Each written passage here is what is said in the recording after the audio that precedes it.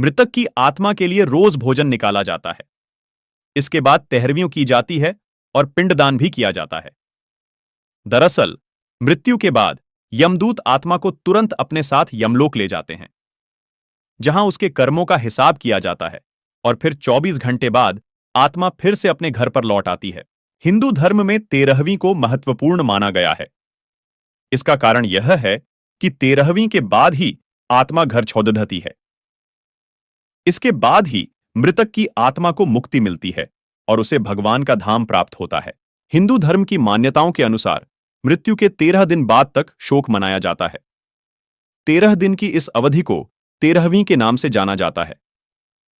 13वें दिन ब्राह्मण को भोज कराने के बाद मृतक की आत्मा को शांति मिलती है। ऐसी मान्यता है कि 13वीं के बाद ही मृतक की आत्मा को भगवान के धाम में स्थान मिलता है। इसलिए 13वीं है जरूरी गरुड़ पुराण के अनुसार मृत्यु के बाद 13 दिन तक मृतक की आत्मा का घर में ही वास होता है। गरुड़ पुराण में तो यहां तक कहा गया है कि यदि मृतक की 13वीं न कराई जाए तो उसकी आत्मा पिशाच योनि में भटकती रहती है। 13वें दिन होता है पिंडदान। 13 दिनों तक मृतक के संस्कार से जुड़ी सभी आवश्यक रीतियां निभाई जाती हैं। ऐसी मान्यता है कि आत्मा अपने परिवार वालों के द्वारा किए जाने वाले कामों को ध्यान से देखती है।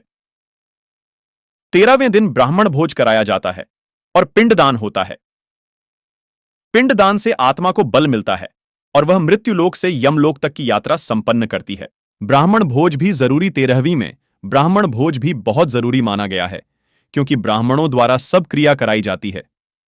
ऐसे में अगर ब्राह्मण भोज न करवाया जाए तो मृतक की आत्मा पर ब्राह्मणों का कर्ज चढ़ जाता है। गरुड़धा पुराण के अनुसार इससे मृतक की आत्मा को मुक्ति नहीं मिलती और उसे कष्ट भोगने पड़ देते हैं। वैज्ञानिक महत्व भी जाने, 13वीं करने के पीछे वैज्ञानिक कारण भी मौजूद है। विज्ञान में ऐसा माना जाता है कि यदि कोई व्यक्ति 13 दिनों से अधिक दिन तक उदास रहता है तो वह अवसाद से ग्रस्त हो सकता है। इसीलिए अवसाद से बचने के लिए भी 13वीं महत्वपूर्ण है। वीडियो पसंद आई हो तो लाइक शेयर सब्सक्राइब करना ना भूले। राधे राधे।